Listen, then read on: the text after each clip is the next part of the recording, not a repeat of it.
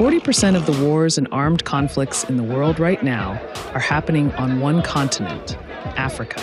The Red Cross says there are more than 50 active armed conflicts across Africa at the moment, a 45% jump since 2020. Here's why Africa has become a hotspot for war. Africa has two significant assets: the youngest population in the world and roughly 30% of global critical minerals. But resources fuel wars for control. Africa's critical mineral exports, worth billions of dollars, make up more than 10% of global trade. At the same time, millions of young Africans are unemployed or earn below the poverty line. Militias and other groups exploit that despair to recruit. Climate change is also a significant factor, driving a competition over natural resources such as water, land, and food. Boko Haram and other armed groups have been active around the shrinking Lake Chad basin, shared between Cameroon, Chad, Niger, and Nigeria. And political factors such as corruption and foreign interference keep feeding a cycle of conflicts.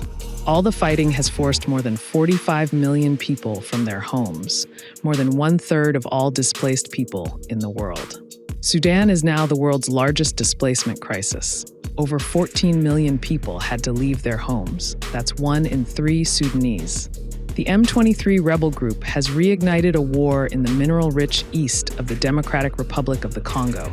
At least 7,000 people have been killed in recent months. More than 7 million people are displaced. Across the Horn of Africa, Somalia has been fighting the Al-Shabaab group for 16 years. Almost 1 in 4 Somalis is now displaced. Dozens more conflicts rage across the continent. Because of them, 3% of Africans are either displaced, refugees, or asylum seekers. 7 of the 10 countries that host the most refugees are themselves in conflict. That means millions are fleeing from one war zone to another. Across the continent, 1 in 5 Africans now needs humanitarian aid, but that's not always easy to come by. In 2024, humanitarian appeals for Africa were only 40% funded.